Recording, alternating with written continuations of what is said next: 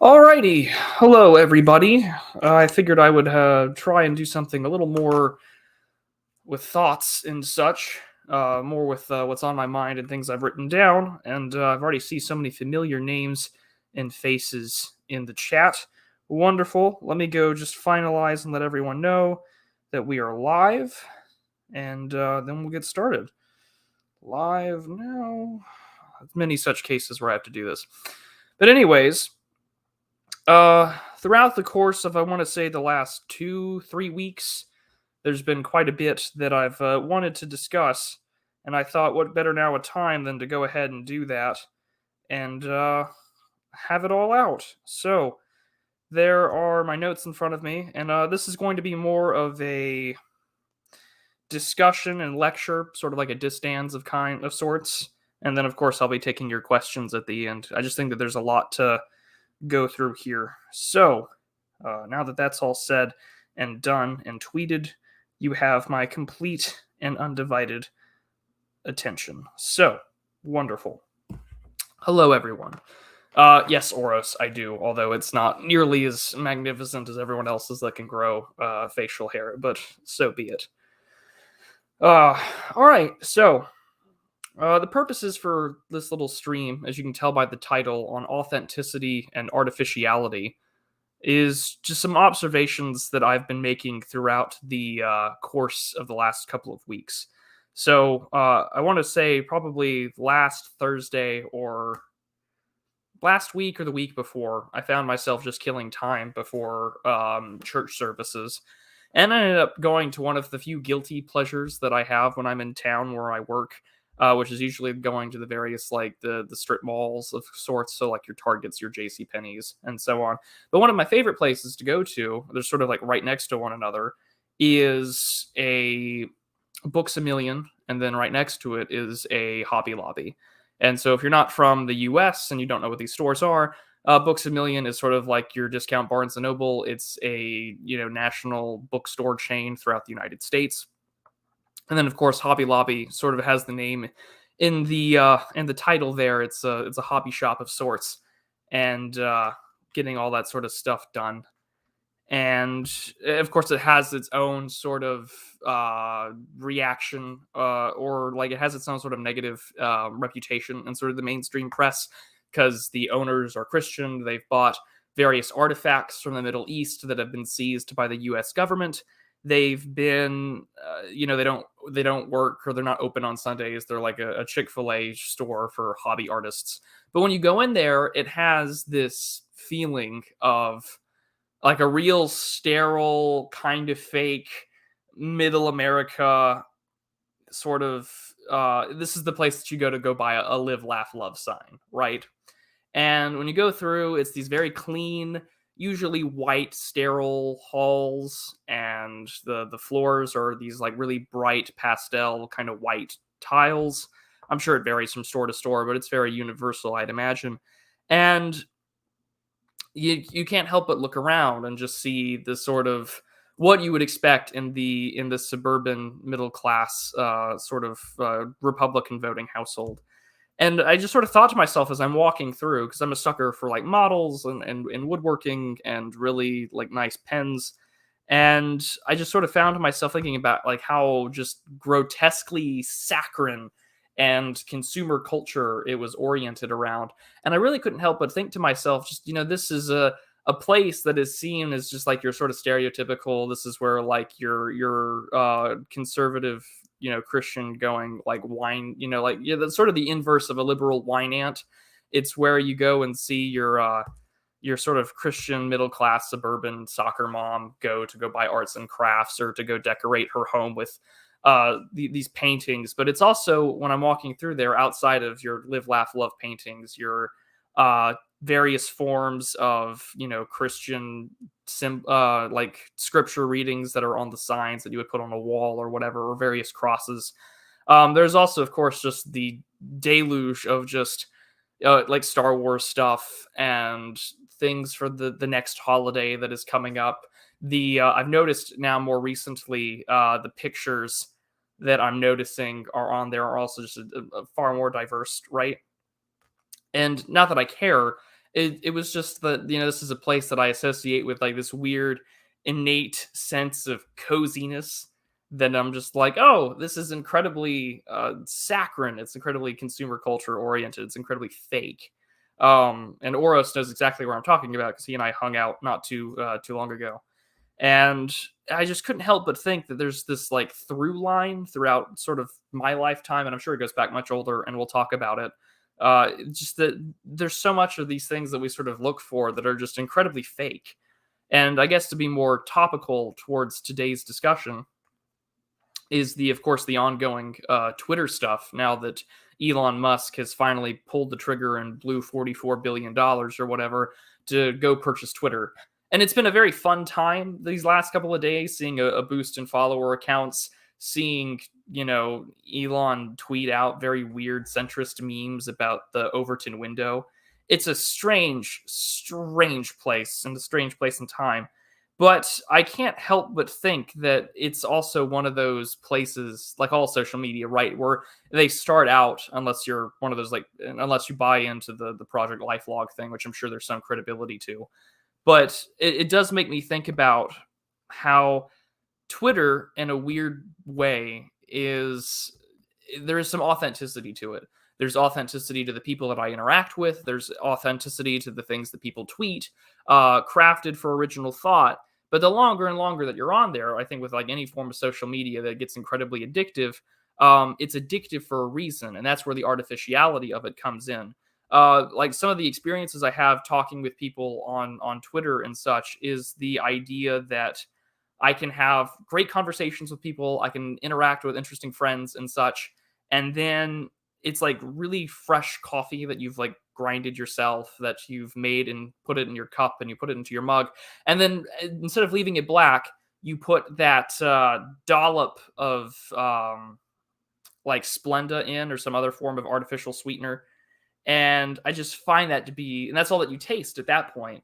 So anything that would be real, like what the artists make. For instance, I really like following Matthew the Stoat on Twitter, who it doesn't really put out anything explicitly political. He's just this artist that puts out sculptures and drawings and charcoal work, and I really like it. He's a fantastic guy. I met him through Geo, and he's fantastic.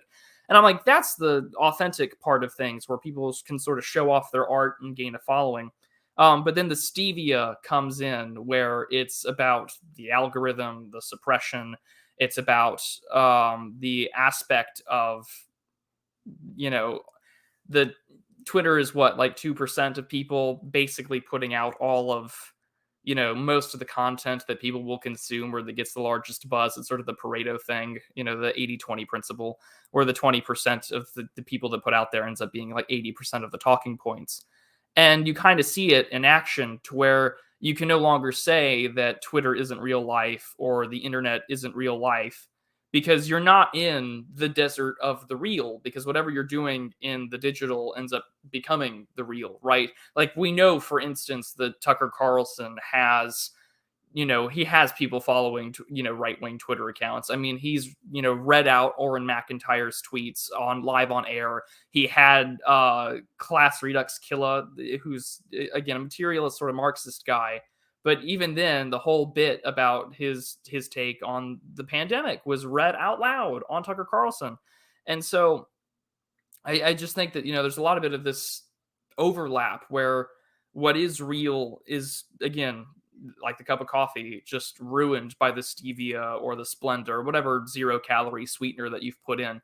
And it's always just like, and throughout this, and I sort of I went on a rant the other night about this, about things that I wanted to cover. And this is what this lecture is kind of going to be about, is just the artificiality of a lot of the cultural trends that we've seen that have now sort of become authentic to its believers, because that's in turn a lot of how this sort of political theology works. And I know I'm taking it loosely from Schmidt, but in a way, like, I think that the best thing that we've seen so far is that this is a religion, at least in the way that it carries itself. It is a uniquely Western, bastardized form of a salvation sort of religion, and in this instance, of course, Christianity. And I'm just thinking about sort of this, like, cultural zeitgeist that in the world that I grew up in. And of course, I'm someone born in the mid '90s, and I'm not one to really say that I knew the world pre 9/11. I really couldn't, and even then, my perspective would be biased because the world pre 9/11 I knew was a military life. And I just started getting into age, 12, 13, 14, 15, that, middle school, early high school time frame, really beginning to ingest the cultural artifacts at the time. So things like Robot Chicken, back when Tim Minchin was big, right, where he was on his real big anti-pope shtick, in the throes of new atheism before it really went downhill. And I went on a long rant on Telegram and Twitter about this, was talking about one of the things that I really enjoyed watching when I was like a teenager was the Adult Swim claymation stop motion animation show Moral Oral. And I'm gonna talk about this in depth in a future video, but or a stream. I might dedicate a stream to it, like a deepest lore type situation. But what irked me about it is that, when I watched it, I was like, oh wow, like this is one of those like really like interesting examinations through comedy and drama about like some of the more screw uppy parts of what I mean, the town is called Moralton, for goodness sakes. Like it's meant to poke fun at sort of that um aspect of middle American Christianity, Bible Belt sort of conservatism. And the thing about that has sort of irked me upon revisiting the content and sort of the message is that it has the same saccharine sucker punch of a lot of new atheist critics in the mid to late aughts, in the same way that you would see it from someone like Christopher Hitchens, or even earlier in the 1980s and 1990s with various stand-up comedians at the time. And so it's ridiculous to just think that, oh, that this would touch base on some things. I mean, it does, don't get me wrong, but it just made me think that there's been this through line that sort of reaffirms how very real the cultural revolution is from today all the way, well, from today all the way back to the 1960s. And I'm sure it goes back earlier. I mean, Radlib and his wonderful wife Heather talked about this, that there was a sexual revolution in the 1920s, and then from there it was put on hold due to the war and the depression, and then it really kicked off the generation after in the 1960s. But I couldn't help but think of it from like the 1960s to today. Of course, we have all sorts of things that we don't have anymore, but um, I couldn't help but think of that pianist and comedian, satirist Tom Lerner, and how he would do all these sort of songs at the time that were, making fun of things. He made fun of Werner von Braun, and he had made fun of, he made fun of Catholics at the time. He made fun of Vatican II. And he had done this song, which I find humorous, but again, it's sort of just this insult to what I think the Catholic Church was trying to accomplish at the time, about trying to find a way to make the Mass and the church more accessible. He did a ditty in sort of ragtime style about various forms of Catholic prayer and practices. And you can look it up. It's humorous. Even if you are Catholic, I find it funny. But at the same time, I can't help but think like this is just, biting biting your thumb at something. But I find a through line from like the learner, counterculture of the 1960s very much now, which is very much confirmed, I think, and sort of this ongoing attack at high trust, religious, homogenous society with something that does feel uniquely artificial. But it's artificial to us because we're not sort of that top down stuff that we do. And yeah, someone's got that the song lyric on there. Do whatever steps you want, as long as you've cleared it with the pontiff. I mean, it's humorous. Don't get me wrong, but at the same time, it's not stuff from us, the regular folk. And when it comes to that sort of top down stuff, we even see it with Twitter or Tumblr or various other subcultures where the people that buy into these things, they get into positions of power because there's a system that incentivizes that those individuals get in there, and it's all out there. Yeah, Tom Lehrer or something, Vingle, Lerner, one of the two. But yeah, it's one heck of a interesting cultural artifact of the time that it made me think of just the various forms of atheistic thought back in the 1970s, 80s, 90s to today. All of it is out there. And And it made me think just how much that really took a swell come with new atheism in the mid aughts, both in television, the culture, our engagement with the debates and the politics at the time. I think someone on Twitter had showed a clip of one of those talk shows. Various kinds back in the 1980s. I think it was Morton Downey Jr., who of course deserves his own stream or something, because Morton Downey Jr. is one hell of a character. But the thing about it that I thought was interesting was that they had the Satanist on, and they had this conversation like, what are the positions of the Church of Satan or whatever. And he had said something along the lines of like the Church of Satan in the 1980s rejected homosexuality. And someone had just tweeted out that clip, and they were like, yeah, like Satanists in the 1980s are more right wing than you are for a good chunk of you people. And it just says a lot about what has been lost culturally. And I think it has a lot to say there. But to sort of calm up this sort of train of thought was that while I was in said bookstore this last week during Holy Week for us, was that I came across I like to buy physical copies of books, magazines, and such. I really do not like paying for digital content, especially things that can be edited on the fly. A really good example of this is like The Atlantic had an article several years ago that had Steve Saylor on talking about various topics of human biodiversity. I'm trying to be very careful. I'm on YouTube. But they edited it out so that it doesn't show Steve Saylor's name and whoever else he was writing with. It just says authors. A complete depersonhood of the work that had been done at the time, I think 10, 15 years ago.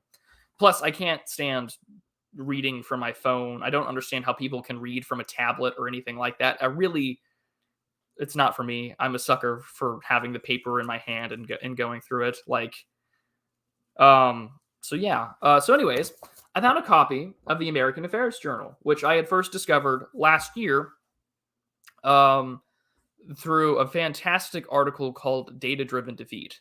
And that was about sort of the history of the Afghan war. It's a fantastic article. You can find it without a paywall. Highly recommend that you read it. Really good. This feels very real. But anyways, I was going through it, and there were quite a few names that I recognized, both on Twitter and whatnot. But the one that stuck out to me the most, of all people, was Catherine D., who is default friend on Twitter. Which, of course, everyone's got their own opinion of her. I actually quite like the work that she does, both in cataloging internet history, but she had written a really great article along with her, Anna Kay of the Red Scare podcast, and Mary Harrington, who's considered a reactionary feminist, which is sort of a contradictory in terms. But she was reviewing Jonathan Franzen's Crossroads, which I've not yet had the pleasure to read, but her review and her writing, of course, is pretty outstanding. And that's just my take on it. But she had asked a question in the review, because Crossroads is this like short story. It sort of highlights the perils of being loose, physically speaking. It sort of tells a story about, the need for some sort of sexual restraint, chastity, and conservatism. And she asked a question in there that I thought was just fantastic. And I have like 2 or 3 pages of an essay written on this on my Substack drafts, but I wanted to sort of flesh this out with you all, because she asked this fantastic question that I wish hopefully she does in the future, but I know I'm going to, and I'll write this out and narrate it for you all. But she had asked the question, what are the social consequences of a hurt person? And, that question can kind of seem obvious, right? Like, you ask the question, well, what are the social consequences of a hurt person? Specifically, say, within the realm or context of, sexual immorality or not being with restraint, which, of course, seems incredibly interesting for sort of, I guess you could call a reformed person myself, because I've written about my own escapades. But when you look at the question and you think, well, obviously the question can be summed up in one word, and it's the word that every person on the right wing, or at least in our sphere of politics, loves to use time and time again. And that answer, of course, is modernity. Everyone can say it all the time and just point at things and be like, decline, modernity, revolt against the modern world. You don't need to be Christian to just be like, yes, Evola had a point in the title of this book. And it all sucks because that's the way that we live in. We live in this fallen world. The world is awful. And so that's the easy, simple one-word answer to a question. And you're like, yes, I have written my answer down on this, college final, and I'm going to turn it in because I'm that ballsy, and there's my answer. And I couldn't help but think to myself that, that would be the sort of easy way out of this. But I think that there's a lot more to it, especially in regards to, what does it mean to be a hurt person? I mean, clearly within the context of being hurt, I mean, men can feel hurt all the time, whether it's through infidelity, the fact that we have a system that incentivizes aspects of hypergamy, but at the same time, men are also uniquely fallen within their own right. And what makes matters worse is that by the nature of their sex, will typically have things ignored. And in the point that she makes throughout the review of Crossroads, she mentions that, one of the characters that Frazen is writing about, his innermost insecurity is the desire to be desired. He wishes to be viewed as an attractive being and to be wanted by somebody else, despite the fact that he's married to somebody. And the woman that he is married to has had one other partner before him. And that constantly runs through his head to a point where he engages in an affair and everything kind of goes to hell in a handbasket. And so I thought to myself, that's a question I think that deserves a proper interrogation, is what are the social consequences of a hurt person? Because a lot of the pain and suffering I think that we do feel, one, is very authentic, at least if you buy into sort of the Christian theology, right, that we live in a fallen world, that man is a fallen being. But even for those that don't, right, they kind of all highlight that we do live in this chaotic and tormented world, whether it's the issues of Pandora's box or various other forms of even Eastern religions talking about, just the fact that we live in chaos.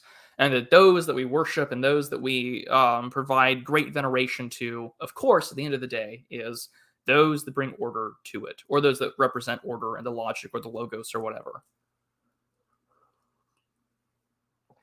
But I thought the reason why I wanted to take a crack at it and also sort of share my thoughts with you all on this issue was the subject of the fact that, okay, in regards to physical relations, the social consequences of a hurt person are clearly on display, and we can talk about them. And I think what makes it even more worse, I think in this degree, is the fact that we have incentives, both by profit, both by social conformity, both by the zeitgeist, and both by the desire to rebel, that, make it worse.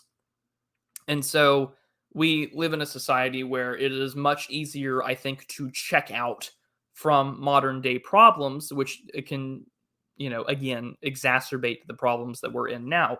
So, say what you will about various issues of men going their own way or pickup artists or whatever.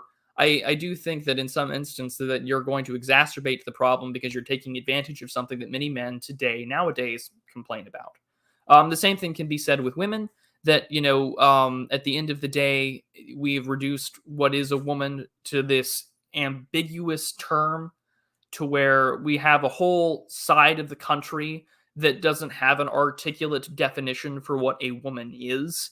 To a point where it is now, we sort of chuckle when people who are appointed to the Supreme Court are simply being like, well, I would need to consult a biologist, to which even the right wing is like, so it is rooted in biology. And then, the powers that be will point out 50 different articles about why that isn't true.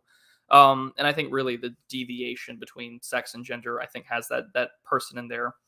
But again, when you've reduced it down to sort of this odd and obscure biological determinism where we say birthing persons, we say white birthing persons, and then the New York state or the New York City government is like Hispanic and black mothers.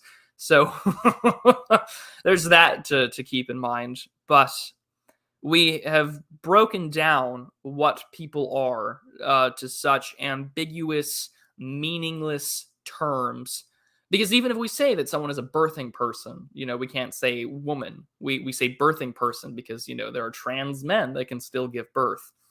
And which is a ridiculous thing to consider when you see articles about trans people having children of their own, but they're not what they are. It's just heterosexuality with extra steps, but really it's autogynephilia. But I mean, those are the social consequences of being hurt. We hurt ourselves by engaging in what we believe, and we buy into it because it becomes authentic to us. We believe quite easily because we have been so uprooted and culturally deracinated. And I do think that this is this long-standing trend of atheism throughout the West. And it doesn't, I mean, atheism isn't explicitly an anti-Christian thing. I think atheism, of course, is this explicitly the trying to rationalize all aspects and to eliminate what is divine on earth. There are plenty of atheists that will go out of their way, if they're ballsy enough, to debate about Judaism, Islam, Buddhism, virtually anything that has gods to worship, they'll do it. And you know what? So be it. Let them be. But in turn, by uprooting, I think, the telos, the teleology in which people are grounded in, and the desire to leave something behind, or the desire to make the world a better place, and instead turn away from it and trying to create a post hoc rationalization for all actions and decisions, which, if we've been reading various forms of elite theory, you'll say that a lot of ideology is a lot of post hoc rationalization anyway. Then those in power that may be can simply post hoc rationalize what they're doing for the sake of control, for the sake of profits, or for the sake of to radically transform the country, as we heard back in 2009 during the Obama administration. So that becomes the key question. And I think that there was something here that got asked by Jacob, and he asks a good question here, and it's something that I've talked about before. He says, the question should be, what should be done with these people, those so severely deracinated people, when or if there's to be a point where dissidents gain control? They seem to be beyond help, in my opinion. And I said, well, Jacob, that's a really good question. So, not to give away the goose and the gander here, but at the U.S. Shieldings event, I talked about this, and I also talked about it in the Real Talk video a couple months back about hypergamy, or not hypergamy, it's about digital deracination, although we can talk hypergamy today if you want. And the issue was that there are going to be people that won't be saved. There are going to be people that willingly choose to run off and make their decision and want to have their material comforts. They want to have their booths with their tissues and their preferred moisturizer and sock of choice, and go at it and not consider anything, or enjoy the 2D woman over the 3D woman, right? And so, what do we do with them is an excellent question. And my thought process is like, look, you're not going to save everybody, first and foremost, and you need to be finding people that are willing to actually engage with you. But you cannot engage with them in a way that are not going to, you can't engage with somebody in a form of condescension. There are plenty of people to be saved. I don't think that everyone is predestined to do so. I kind of find that I find that issue with Calvinism to be a bit strange, but I'm not here to engage in religious infighting. In fact, that's one thing I absolutely abhor, because we have much bigger problems to deal with, like the evil one. But on the subject, to return back to the question before I keep digressing, is that there are methods and ways that we can save most of them. I think that indeed there are some too far gone, but I refuse to buy into that until they make the conscious decision themselves. And even if that's the case, I will hope and happily await their return like the prodigal son. And, but when you engage with them, primarily, you cannot engage with them with hate and condescension. When we talk about someone who is an alcoholic and you say, oh, you have a problem, and then you just say it in a condescending manner, you say like they're worried, they're always going to respond every time in anger and in belligerence.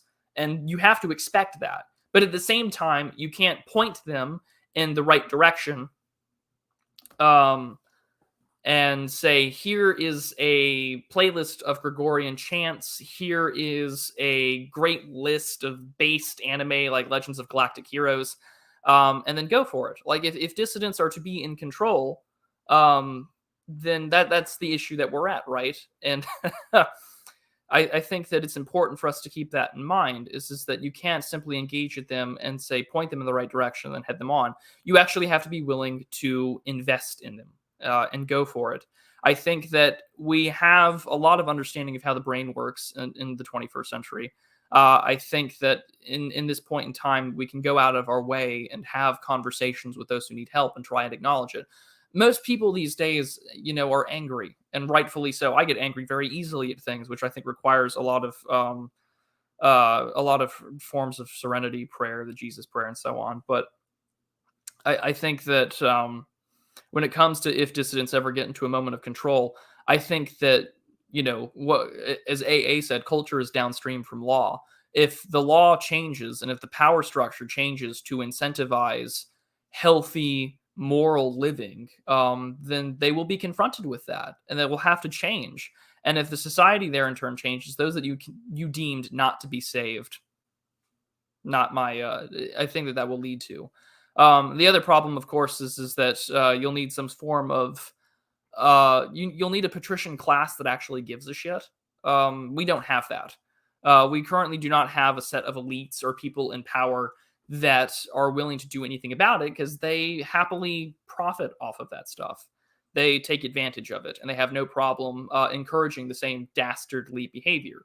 I mean, we can take a look at some of the most trafficked pornographic websites in the United States, and they're all owned by the same company. So, I mean, one, your artificial illusion of choice, right? There goes your marketplace, right? But secondly, that all comes there. And I mean, a government, right, has an ideology, and that power usually expresses that ideology through law and through enforcement. And that's how you get there. And I think that that's something that we can definitely start doing if we're in power. But those are some of my thoughts on that issue. And don't get me wrong, it's an incredibly difficult thing to talk about. I mean, we all face demons. We are all easily distracted all the time, I think, by a lot of the things that we encounter. I mean, in America especially, I don't really remember so much about living overseas. I don't recall it being as just heavy as a kid growing up. But I mean, good Lord, I remember just driving down, where I work and seeing just an unfathomable amount of, highway signs and billboards and all of that jazz to advertise things. And you were tantalized everywhere, right? Not to mention, you have this god awful little thing in your pocket all the time. And that can buzz and show you an array of virtually everything. Some of which things can cater to what you like, the things that you want to learn about or become more aware of. Twitter, I think, is a great place if you follow certain accounts for philosophy. I know Athenian Starger is a fantastic place if you want to know more about Heidegger or Nietzsche. But again, to go back to the main question, right, is that, the social consequences of a hurt person, I think that we see them every day. We have, especially for the younger people, and I'm in that weird point in that timeline of generations being born in 95, where I can kind of relate to a lot of older people very easily. I can have a conversation with them. I can have a long period of discussion on various issues and keep it affront and abreast of what was said 20 minutes ago and then bring it back up again. But at the same time, wow, is it very easy to just watch a 16-minute video and be like, oh man, I really want this to be over with. I really want to move on. And then you start bouncing and moving, and you really want to just move on to the next thing. You're ready for the next stimulant, because current stimulant isn't enough to keep your attention. So we must go to next stimulant. It reminds me a lot of the meme out of Red Letter Media, where it's just like, can you get excited to consume next product? Don't ask questions, And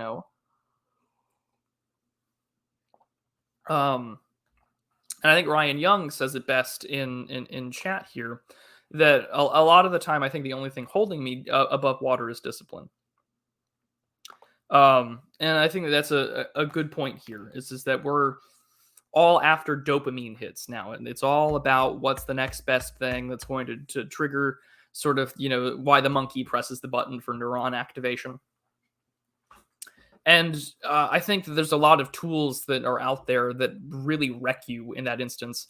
So, for instance, I've realized that trying to type out my scripts or type out my essays are a really easy way for me to be distracted and open up another tab, or I'll be doing research for the show on Sunday, and I will find myself easily distracted by all sorts of things. It's a high time preference over and over again.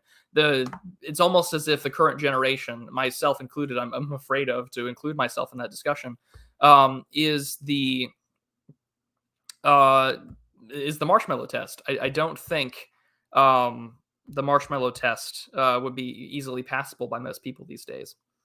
And I wonder if I myself would pass it if I were a little kid these days.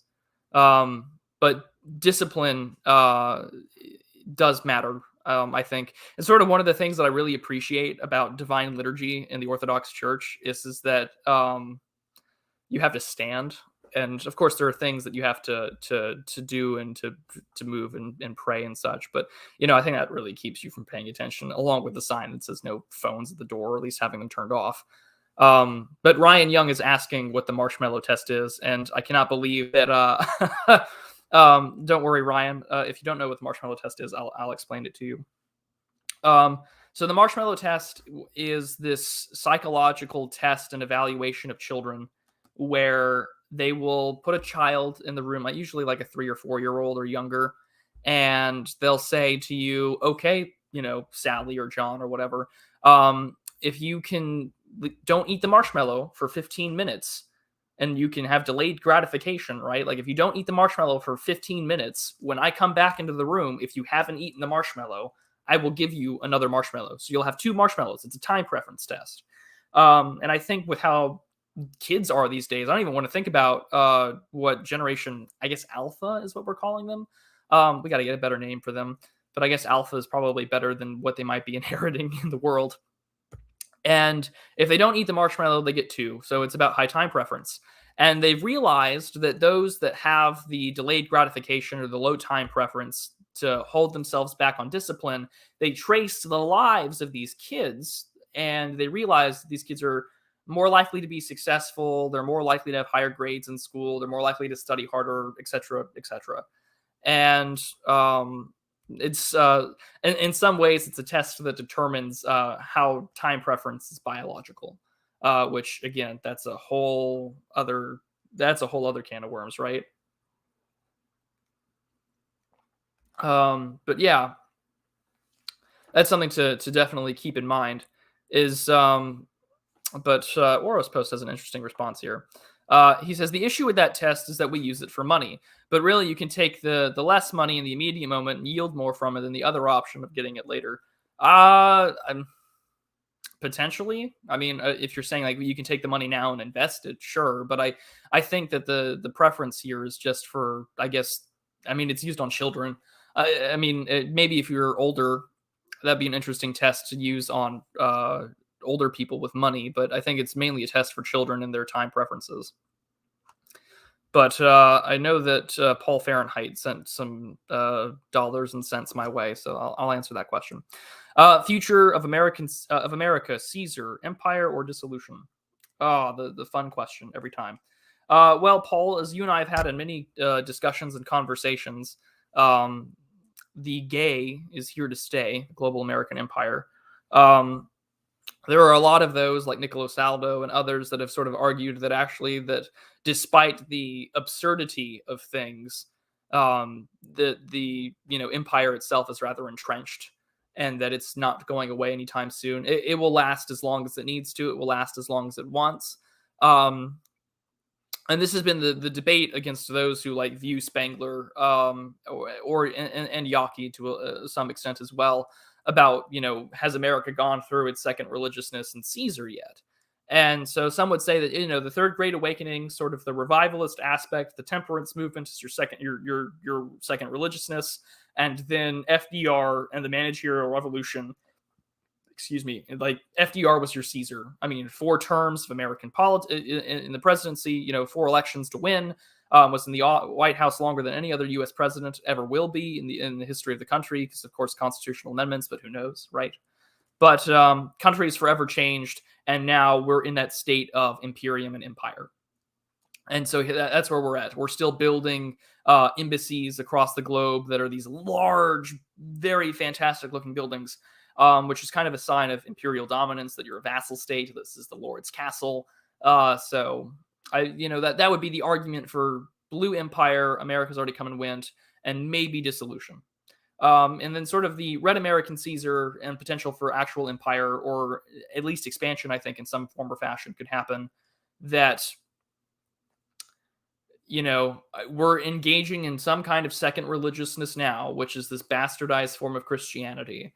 And eventually someone might react to that in force and lead as Caesar. This is kind of the argument that Michael Anton has made in sort of the case for it, but Michael Anton wants to go back to like 1789. I don't know how possible that is. I think it's outright impossible with our current polarization, demography, religion, etc. We're an incredibly far more stratified country than the primarily Anglo country that we were at the very, very beginning. But I mean, I don't think that we're headed towards dissolution. The realpolitik and the geopolitical reality means that you don't dissolve an empire. I mean, you can reform it, you can change it, you can rename it, rebrand it, but you don't ever dissolve an empire. I mean, no empire lasts forever, sure, but it sure as heck plans to outlast its enemies. But, I mean, that prompt alone could be a fun discussion for you and I to have on one of these days, Paul. But let's see here.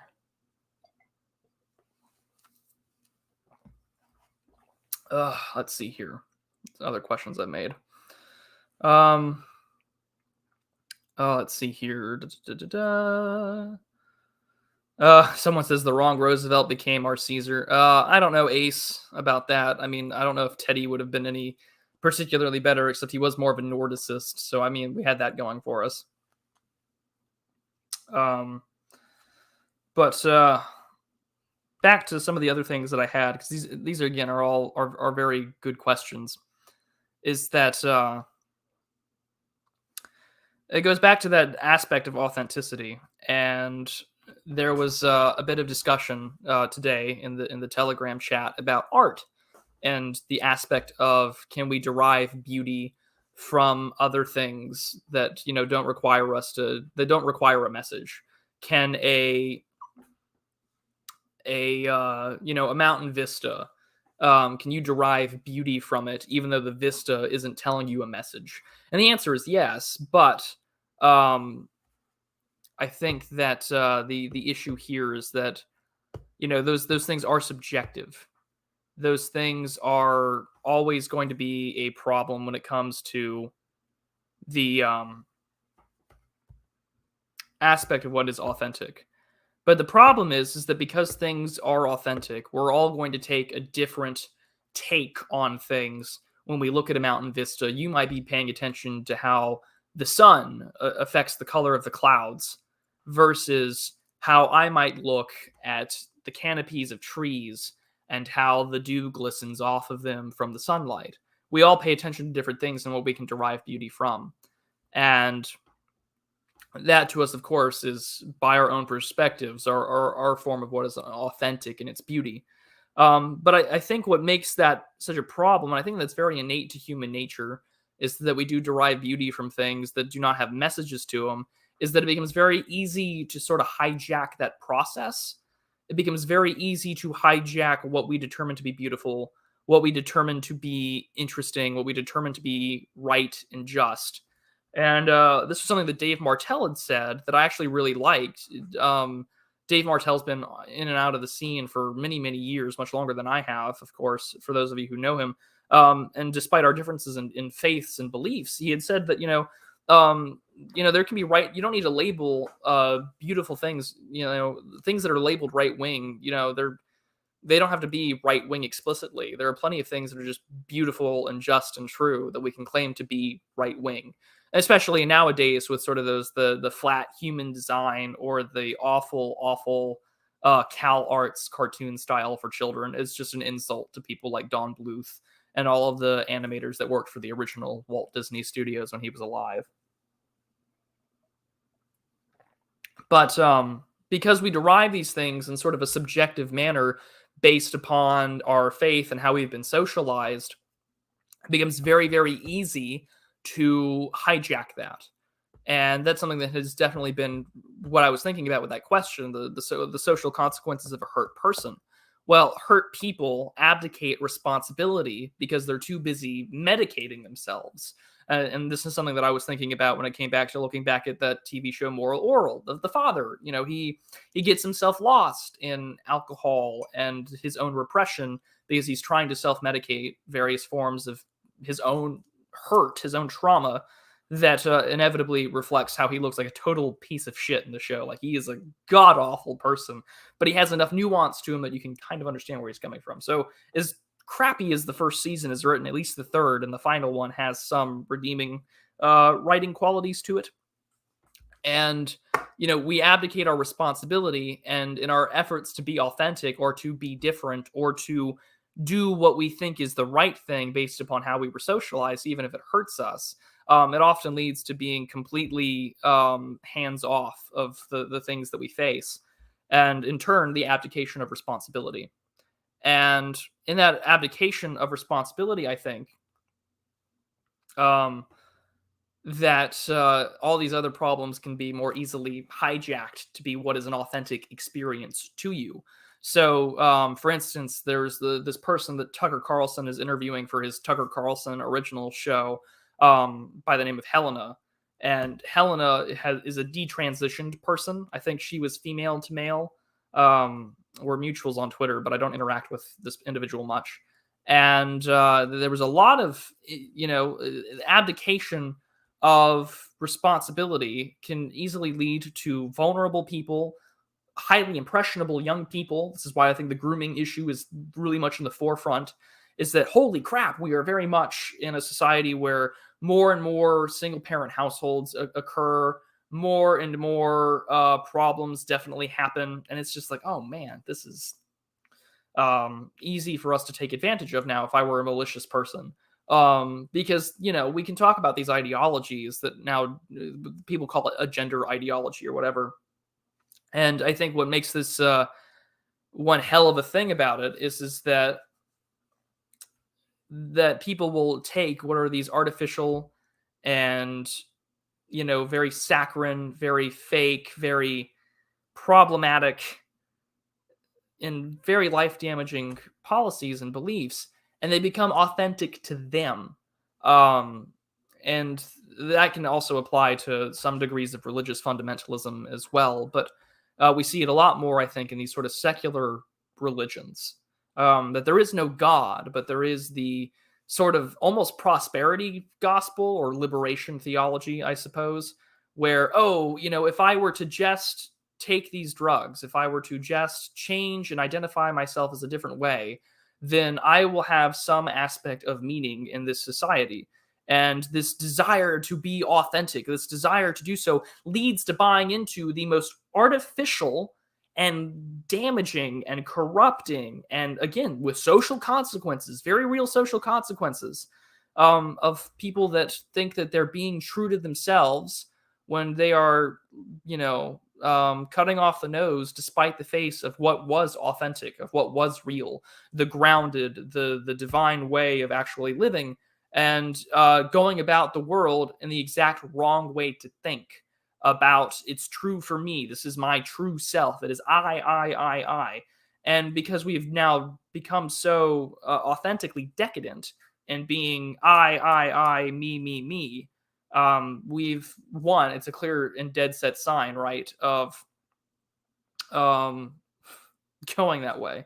And when you say that, I mean, we all have to identify as the other to be special. And this is where there's that weird pushback about individualization or being hyper individual, because it's a uniquely Western, sort of aspect that we are individuals, that we are great men. We have the capacity to be great men, but we're also uniquely a part of a society. I mean, I think that we've entirely butchered the understanding of Puritans or small towns in like Catholic Europe, or in the way that we would underestimate even, Greek villages in the Orthodox world, where, you're your own person, but good Lord, I mean, you're still a part of a community. You're not going to, be garbage about things. And again, this is sort of the stuff that comes to mind is that because you now have this rather sort of, Hold on a second here. Oh, the consequences of having the need to sneeze but never sneezing. But again, you're a part of a community. Like, you're yourself, but you're also who you are, and it's a sign of high trust. And we've lost that through this implementation of post hoc, artificial, irrational thinking, and we get there. And I didn't really get to see a lot of this sort of fallen stuff. I mean, you got to see glimpses and touches of it as a military brat, but not to the degree that you can now in sort of, I guess, civilian life. Because if you were a kid and you decided to embrace these things and screw up or fool around or get in trouble, it all reflected back on your parents' careers. And that's a no-no. That's like the cardinal sin of being a youth over there. And now that there's no trust at all, I can see that here.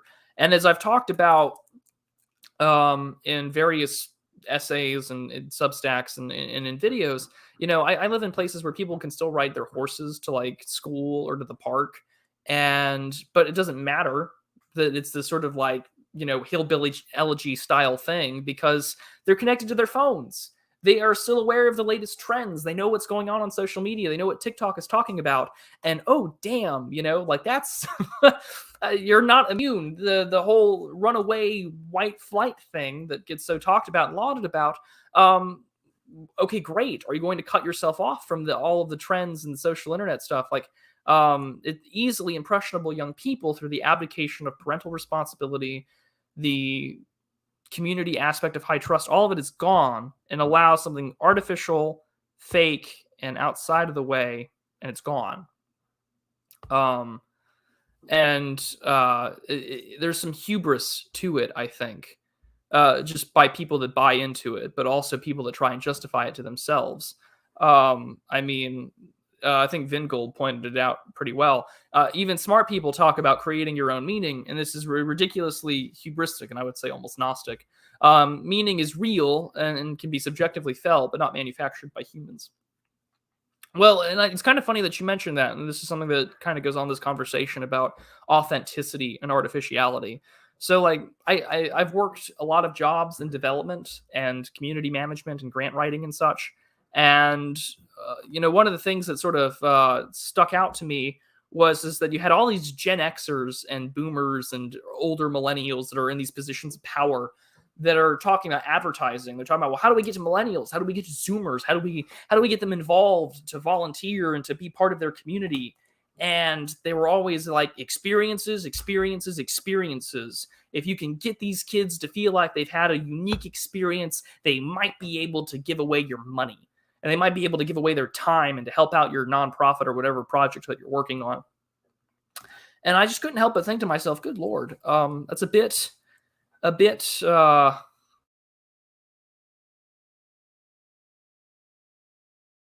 authentic experience. This idea of what is, their own ideology, their own real, unique, true to themselves experience. They got to be something special. When many of the times, 50, 60 years ago, they would have already been special. They would have done, even 100 years ago, they would have been working. They would have found a wife. They would have done all of the things that would have made them themselves, because the idea of being unique and special would have been accomplished through the societal norm. And nowadays, the societal norm is this constant last gasp thrashing in the water because we no longer know how to tread that water. Has led us to the absurdism of today of looking for things. And again, this kind of all goes back to sort of the Bernays and Lippmann stuff. And this also sounds very boomer now that I'm realizing it, about boomer complaints about reality, where it's just like, all these kids get participation trophies. And just, the more I think about their complaints, I think that oftentimes the more and more I think that they're right. But those are some thoughts there. So here we go. Oros post for $20. Thank you, man. I greatly appreciate it.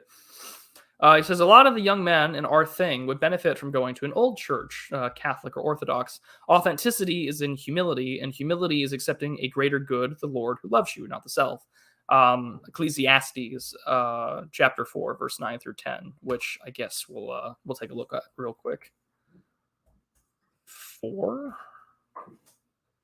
4, 9, 10, 9 through 10. To which I'm going to just read out from the quickest translation I can find, which has its own issues. 2 are better than 1 because they have a good return for their labor. If either of them falls down, one can help the other up. But pity anyone who falls and has no one to help them up. So I think that that's rather fitting. That we, and this is something that I've been talking about a lot, has been just this issue of we don't invest our time in one another anymore. And this is something that I really, really, really, really like about the fact that we've done things in the real world. Because what has come from the real world is friendship and connections and people I get to talk to all the time.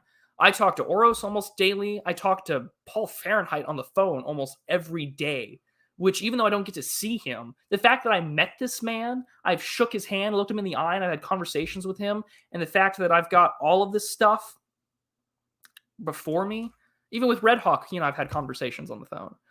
It tells me that I'm not alone. And this is something that everyone has talked about all the time. So I'm I'm glad that we do those things. But I just noticed a rather interesting fellow here. Restoring Order for $3, Mr. Patrick Casey. Wise words. Thank you, Mr. Prude. Well, thank you so much, Mr. Casey. I greatly appreciate it and continue to do the good work that you're doing. He's had quite a few of us on a while back. So by all means, if you're not subbed to Restoring Order, you should. He's got great conversations. He's got good takes. His latest stream about the Elon Twitter thing, I quite enjoyed listening to. But anyways, having those conversations and knowing that you're not alone is going to be vital, because it's very easy in the internet world of discussing things or politics or live streaming or whatever. And this is what I think separates the online right from the left is that I don't need to name it, right? The authenticity of what I am doing. This, either it's lecturing on international relations or even now having this conversation about the world and what I see and what I observe, because we instinctually know that that is authentic. Whereas those who are on internet left politics, or those that pay the $50 super chats to Destiny or to ContraPoints or whoever streams these days, I don't really pay attention to them. But we know that that's artificial. There's always the meme going around about Vosh where he says something along the lines of did you just disrupt my CIA narrative, my dude? And I always find that funny because leave it to an avowed socialist to point out the obvious that yes, BreadTube does serve sort of the gay in some form or fashion, but we know it's artificial. We know that it's fake. We know that it's artificial, and we know that it's bullshit. And that plays a pretty an important role. And you can kind of notice in my sort of tone here that there is some a bit of a Luddite in me. I'm typically very skeptical of a lot of the right-wing tech bro in desire to engage in latest form of tech in order to escape.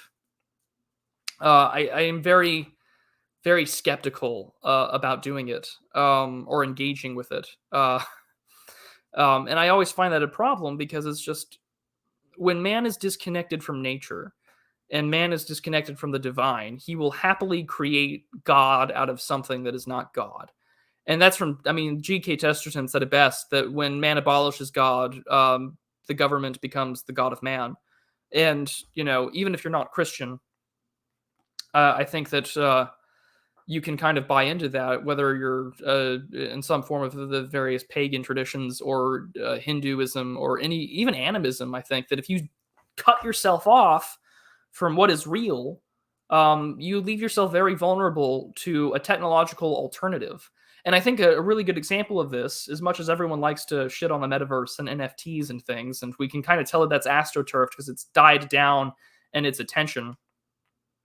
But, when they talk about people investing in real estate in the metaverse and buying up NFTs to decorate their homes in the metaverse, illustrates how far man has fallen from its nature, its place as a beast, its place as an animal, an intelligent animal. It's not the dumb beasts that are described in the Bible, but all of the problems therein make it very easy for man to be hijacked.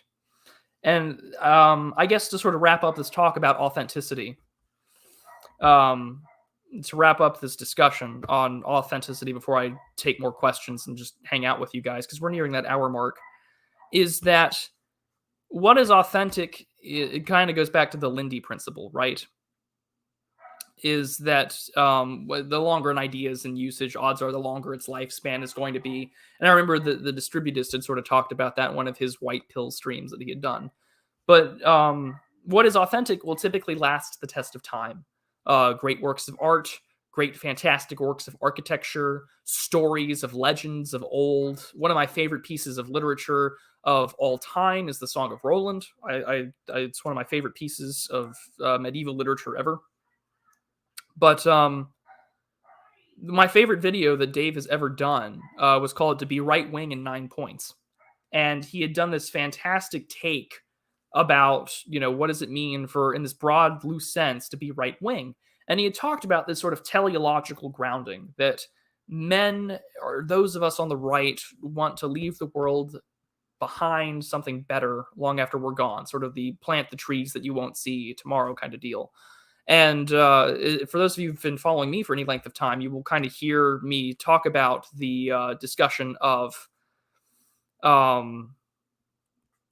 the fact that my goal, because I feel like I'm not going to accomplish, I don't see that big sweeping change or restoration happening in my lifetime. I see it more like a more of a discussion about the Reconquista, where it will take several decades, if not centuries. The Reconquista took almost 800 years. But for us, I think that may be something similar. We are in sort of a bottleneck period, and things will be tough. But as I've said, that my goal and my belief is that if I can work locally and I can do something about it, that if my children or my grandchildren get to sit under the vine and fig tree I've planted and not be afraid, then I have died accomplishing my mission, and I will have kept my faith and finished my race. And to me, that's what I want. In terms of authenticity, man who is connected with nature and is connected to his fellow man and is connected to the divine calling of something higher, in my instance, that of my God, the Trinity, one in essence and undivided, then I know as a fact that I can make it, or that I live within something authentic that does not need a message that says I'm explicitly right-wing, I am based. You don't go to those things because they are right-wing. You go to those things because they have an innate, divine call of beauty, of what is natural and what is right, over the artificiality to it. And those are the consequences of a hurt person. Those are the social consequences of a hurt person. Is that when you are hurt and there is no mechanism because you've been cut off from society, you are vulnerable to what is artificial, you are vulnerable to the demonic, you are vulnerable to a call of something that is no longer human. And to me, that is a really great way to define left and right. That is a really great way to define those that seek order and those that relish in chaos, because they will seek a simulacra of what is fake and what is gay. And they will call that authenticity, while they have no idea that at the end of the day, what they will most likely be is nothing more than the hamster running the wheel over and over and over again, thinking that they are living their true self and authentic. And we see it every day when we're on Twitter or when we criticize people on social media, where it's someone at 35 wondering, it's not my problem. I'm living my best life, and I don't have anything to show for it other than this crappy apartment and anything else. And the same can be said with men. Tim Pool's an excellent example where he says he's 34 years old and he's not married, and there's nothing wrong with me. Well, clearly there is. So I call out to you, and I'll wrap up my little lecture here, to seek what is authentic, to seek what is natural, and to not sever that connection. Because failure to do so will leave you vulnerable to that artificiality. Because civilization when it loses itself to its teleology, what it's grounded and its bonds between men and women will lose it all. So do not live your best life in that fake and gay way that we see online. Live your best life by making something of it and reaching out to your fellow man and use your hands. Don't sit on your ass all day. And I'll leave it at that. Those are my. That's the end of my lecture. Otherwise, I want to keep rambling too long on the on those connections here. But if you guys have any sort of questions, or if there's anything that you want to talk about, you don't need to send a super chat, although I would greatly appreciate it. That money does go a long way in keeping things relatively inexpensive. But yeah. So how is everyone doing this evening? I feel like I've said quite a bit, but I'm all here. Minoan says that Tim Pool got a shout out on Tucker Carlson last night. Yeah, and what's that show? Knowles, Michael J. Knowles had called out Orrin McIntyre on his show the other day. So I mean, we have that. So yeah. I mean, that's a good sign, right? That things are being called out that way. Someone asked a question.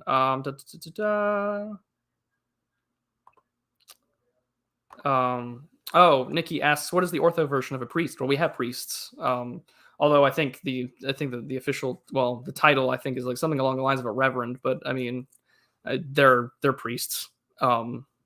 We have deacons, priests, and bishops, the same structure in a lot of ways there. So we have priests. I've got my father, my spiritual father of the church. So someone's asking me if I really need. Is it really that hot? Because of the fan that I needed. Yes, it's like 80 something degrees out right now, and the humidity is also like 80%. So it's really rough, and we're only going to get more rain. So maybe this weekend I'll do a little bit of fishing, so you guys can see how much rain has come down on the ponds. Spindley asks, "Have I read Yarvin's piece about the deep right?" No, I have not. So if you're asking me if I have read it, and maybe you have, then maybe I should. I know that he's trying to define himself. I know that others were talking about it. I know that he referenced Coriolanus again about sort of defectors leading the Volscians like Coriolanus does. So perhaps I should give it a read. Where do I get my suits? Well, to show off, I guess, a little bit of my income here is going to be, I get them from JCPenney mainly. When I lived in El Paso, I used to know a guy who managed a men's warehouse where I could get a Ralph Lauren suit for really, really cheap. So my like gray suit, 1960s style American cut, like straight out of Mad Men. I actually really like it. Anyone who went to the event knows what I'm talking about. I might post a picture one of these days. But that thing was like a $950 suit. I got it for like $250, so that was like a bargain for me. I don't make that much money. But JCPenney, and then I get them tailored. So, I mean, just work within your means. And I've been told that you should thrift more, but I'm an incredibly skinny gentleman, so odds of me finding what would be in my size, probably not that great. But, I mean, you're also a skinny guy, Ace. Just go to JCPenney. They've got stuff for us thin people. Let's see. Up. Okay. There's another question. I know there's like 3 or 4 super chats I'm gonna have to get to now. Oros Post is watching The Northman. I've heard mixed reviews about it. I don't know if I'm actually gonna go see it. But CU Builder says, in the pursuit of Lindy and authentic culture, we now have had the Passage Prize and I Am 1776 issue 1, which I've ordered. I'm really looking forward to reading all those essays. Is there more that we can do to create a cultural nexus and for our community? Well, CU Builders, I'm working on that right now because someone has tried to provide an outline to do that. Alexander Adams, this is a like 1 of 50 limited print edition. It's called Towards a Based Barbican, an outline for a dissident arts center. And so I'm going to be reading it this weekend, and I'm going to write a review. The patrons will see it early. But he's working on it. And I will tell you whether or not that outline seems feasible, and I will give it my endorsement or I'll offer some critique. But Alexander Adams, a fantastic artist and someone who's in our circles, he's a great guy. I've had the great chance to talk to him. I interviewed him a couple months ago. He's working on that, so we'll have something there. But okay, there were a couple of super chats that I want to get to. Narco Republican for $2 saying, thank you for the sermon. That was amazing. Well, thank you. Maybe if I'm not blessed for the married life, then maybe that's the call for me. I see that Professor Paleocon is in the chat. Well, thank you for coming in while we're live. Ryan Young says, keep the faith for $5 US. Again, I certainly will try. My journey is still ongoing, but thank you. And then Aggravated Grape for that special letter that everyone wants to say on Twitter these days for 157, I want to say HK, so Hong Kong. But I'm going to put that up here for like 2 seconds, and then we'll leave it there. But thank you so much. Greatly appreciate it. Yeah, cool it in the chat, guys. This live chat will replay when we're done. Julius Flavius asks, what's it like to be related to the great Marvell? So for those of you who didn't watch the deepest lore on Marvell and his poetry, there was a comment from Panama Hat that says I kind of look like him. I don't see it, but neither here nor there. I've been told that I look like Oswald Mosley, but I think I'll take Marvell over Mosley any day of the week. But maybe on Sunday I'll wear a black turtleneck. Who knows? Just to see how the comparison looks like.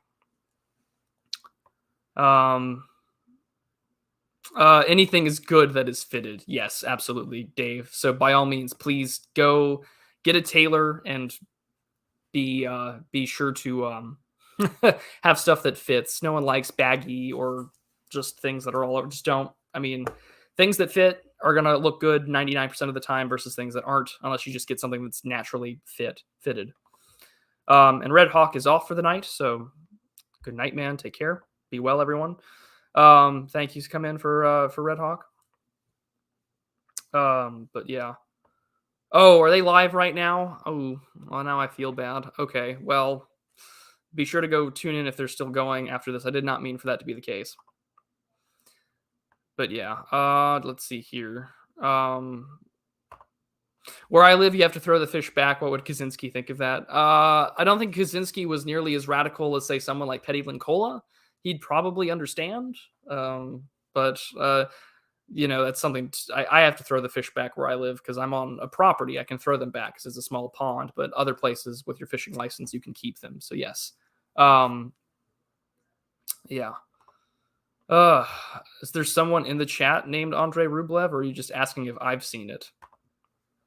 But try not to pester you about it. I think he's asking somebody for it, but I've seen it. Actually, I watched the longer unedited versions, The Passion According to Andrei, or The Passion of Andrei. I don't remember now specifically. And then, of course, Andrei Rublev. My friend from church actually lended me his Criterion Collection copy because it was the only Tarkovsky film I've not seen. And I thoroughly enjoyed it. I didn't mind reading for 3 hours because subtitles, but man, was it a fantastic film. I greatly enjoyed it. But yeah, it's a very, very good movie. Ryan Young is asking, do I have a Discord? I do have a Discord, but it is exclusively for my patrons. If you're open for using Telegram, I mean, that I have that as a public chat for everybody. I like to keep things over and over on other tech platforms. So yeah, I mean, that's how I feel about that. But I do have a Discord exclusively for patrons where if you are a patron, it's Saturday at 11 a.m. Eastern. We will be discussing Paul Gottfried's World After Liberalism. So I've got my copy over here, and that's what we'll be discussing. Minoan says, I live in a rural town. The nearest theater is 30 miles away. I'll have to catch it at home too. Yeah, that's the struggle of living in a rural lifestyle, that going to town for those like material creature comforts, like a movie theater or a burger or whatever, you have to kind of like calculate that, whether or not it's worth it really. Oh, you tagged him. Dude died 600 years ago. Well, I know that, but people have various names of historical figures on YouTube. I mean, there are people that imitate Barack Obama, for God's sakes, Vingel. That's why I was like, oh, is there someone named Andrei Rublev in the chat? Because I know that there are plenty of people that do. But yeah, no, the film's great. Da, da, da, da, 20 USD. Gotcha. Okay. Let's see here. Now everyone is doing Ed Norton physiognomy. Oh no. Professor Paleocon is asking me if that is a bracelet. No, this is a prayer rope that was gifted to me by one of the priests at the cathedral down in Dallas. It's from Mount Athos. But I have it on my left hand, so it doesn't, because it's a little long, as you can tell, so it doesn't whack me in the face when I'm making the sign of the cross. But no, it's not a bracelet. I couldn't help but chuckle. I went to the gas station the other day and I picked up a coffee at like a Quick Trip or something. Like, I like your bracelet. And I was just like, I'm not gonna bother to explain, but yeah. Ryan Young, is it just Prudentialist on the phone? Yes, it's just me. It's just me. Let's see here. I have a VPN. Oh, well, that makes perfect sense. Someone says you should go kayak fishing. It's such a blast, man. I don't think I have not gone kayaking before. I've done plenty of like canoe stuff, but I've never done anything on a kayak. So that would be a lot of fun things to do in the future. But yeah, all sorts of stuff. Well, yeah, Ryan Young, you can just look up the Prudentialist on Telegram. I'm a public, figure here, so we can go. You can come in and find it. But let's see here. Spindly asking all the more fun questions. Have I ever played golf? No, not outside of a mini golf course. I have not. Or going to like a driving range, like a Top Golf or something. Not something that I ever would envision myself being good at or being particularly would enjoy. But who knows? I might have to give it a go one of these days. But I've never done it before. But now everyone is telling me to just try kayak fishing. So one of these days, I'll maybe rent one out or find one for cheap and do it. But yeah. So let's take a look here. Is there any other questions? Let's see. Yeah, King of Games is now talking about the importance of going to a tailor. Yes, everyone should go get a tailored stuff for their suits. And their pants. I know someone who is wealthy enough who got his jeans tailored, which I didn't know how that was done, or he got custom fitted jeans, which to me just screamed like a ridiculous amount of wealth. But I mean, of course, you want jeans that fit, but things that you wear, that you tuck your shirt in, that you don't wear a belt or suspenders with, just seems odd to me. Maybe that's just a stylistic choice. But yeah, so. Golf, yes, is a place where you can meet friends in high places, which I should probably do a little more of, because you never know. It would be nice to have a patron of sorts, like that's that wealthy. But now the more interesting questions are coming on. Have I ever tried bow hunting? No, I have not. I have mainly hunted or fished with, rod, reel, and of course with, ammunition and a firearm. But no, not with a bow. Although I've fired crossbows before, and I know how to more or less do stuff with a bow and arrow. But no, I've never done it. Which sort of reminds me, because I tweeted this out earlier. My dad had messaged me some pictures from the trail cams about like 15 wild hogs that have been found on camera and on the property. So like, hey. It means my father and I get to go hunting very soon, which is going to be a very good time for us, and having the same bonding moments we had last spring about that sort of stuff. So there's like 15 or 20 that we can go get, so that'll be a fun time. And what was even better was that the time that we were hunting one last year, I was still on dialysis. So I had to go to bed at a certain night to plug in to my machine. But now I don't have that problem. So I can stay up later during the weekends if need be and just go ham on it. So I've got that going for me, which is very nice. But yeah, there's on that note about the sort of renewed quality of living, or quality of life, I should say. There was the latest Substack I put out on Sunday, about that quality of life. I put it out on Pasco, and just sort of reconciling the only real thing that weighs on me emotionally. Because there are plenty of life changes that have happened since the transplant. Of course, there's, for instance, there's a ton of pills, you got to take all the time every day, and to nuke my immune system every 12 hours. But it's that doesn't bother me. The allergies that I get way easier now don't bother me. All this facial congestion that I get doesn't bother me. But in that Substack, I write out the thing that does bother me the most, which is the loss of someone's child. And I'm here, and that kid isn't. So I would highly recommend that you're not. That if you haven't read it, that you should. Yes, it's religious in nature. Of course, I did it on Orthodox Easter on Pascha, but if you want something that shows my thoughts personally, like, there you go. There's your real confessional. Nikki Lee asking the fun questions here, and before I do that real quick, I'm gonna just take care of some business. Yeah, Nikki Lee asks, have I ever gone skiing or snowboarding? Snowboarding, no. Skiing, yes. And I actually like cross-country skiing a lot more than I do the fun stuff. So that I actually really liked cross-country skiing. I haven't done it since I lived overseas, so it's been like over a decade. But man, do I really like it. It's a lot of fun. Just also the fact when you go cross-country skiing, you're going to a place with snow. The Alps were beautiful.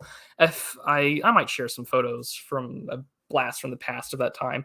Like when I was a kid, I used to really like the Ushanka, the Russian hat stuff. I have this like collection of them, and it was quite enjoyable to just sort of I have a collection of them somewhere. I have a fur hat of the same kind there. But yeah, no, I quite liked it.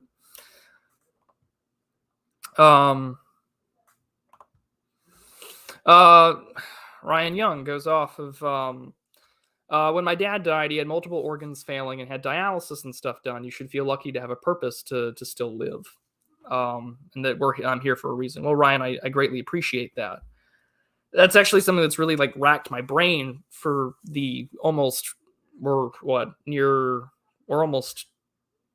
10 months and some change to a year. And that's something that racks my brain a lot, is what is my purpose? What am I supposed to do? I've been given this great new lease on life, but I mean, I don't want to reiterate all of the things I wrote in that Substack. So I would just highly recommend that just find the Prudentialist.substack.com, and you can look up the latest piece I wrote there. And my thoughts on that issue are there.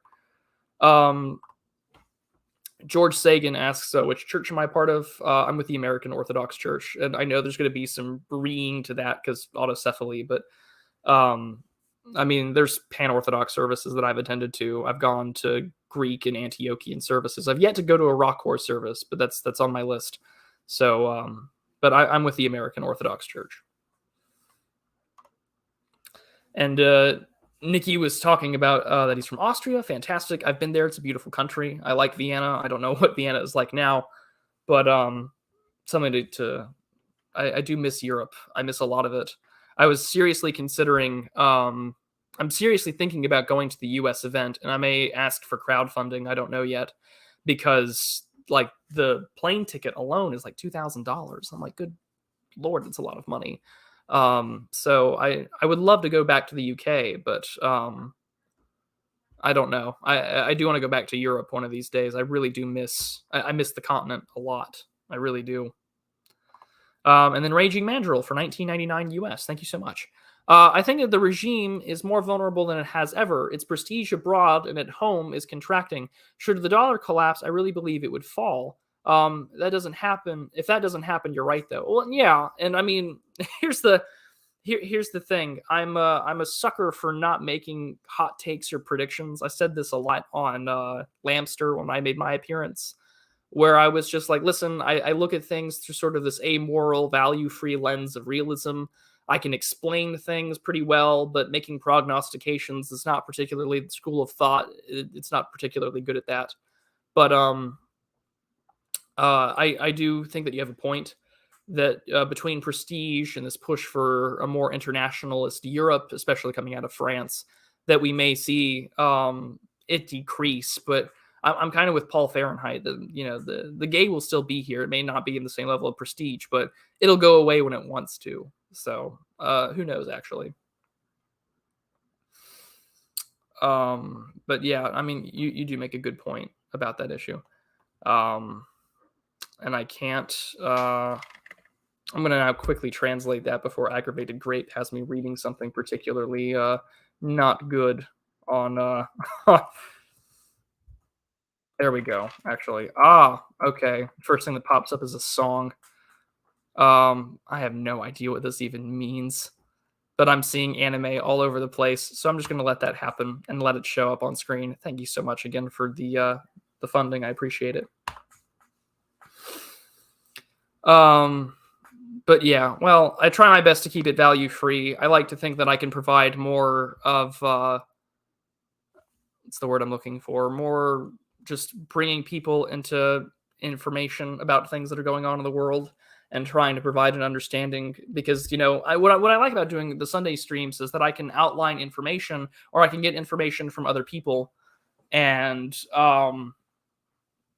get a really good sense of the world. That's something that I really like about what I do on this channel is that, oh, I know what he's talking about now. But yeah, no, I do enjoy talking about all of these things because the community that I talk to, whether it's on Telegram or even on Subscribestar, is so incredibly international. Most of the Subscribestar, if you have one, will sort of give you a geographic breakdown of where everyone is. And I've got Poland, Japan, the UK, all sorts of Europe. I've got Egypt, I've got Turkey on there, and I had Russia until recent events with sanctions, and then of course the United States, Canada, and Mexico. So I get to learn a lot from people who are on the ground and give me their takes on things, and I've talked about that at length before as well. So yeah. An aggravated grape. Oh, this is the soup thing with the monkey in it. Yeah, okay. I'm not. Appreciate it. Love it. We're not talking about it. Again, the fun parts of having an international community on stream. But if that's Dora's new account or whatever, good to know. Oh no, it isn't the soup. Okay, well then I'm good to not know, I suppose. Or I'll look it up later and then I'll have a comment for you. But those are some of the things that I'll go down there. And then I know on Sundays I do announcements, but I did want to let you know that I am working on a variety of things that I am working on. So there are like 2 or 3 Substacks that I've got in the works. One about, of course, the question of a... even better. Okay, good to know. Appreciate it in the chat. Posted in the TG. Fantastic. But anyways, announcements, because we're getting at that hour and a half mark, and I think that the 90 minutes is the perfect length for streams, unless you're doing something like Decameron or Millennial or something like that. But so some announcements and some housekeeping. So on Saturday, I'm recording with Paul Fahrenheit on his edition of his podcast that he is working on. He had Thomas77 on for his first guest, so I have some big shoes to fill in terms of prestige of e-celebrities, I suppose. And we'll be talking about Rush and the Americana to it. So that's one of the things that are coming up.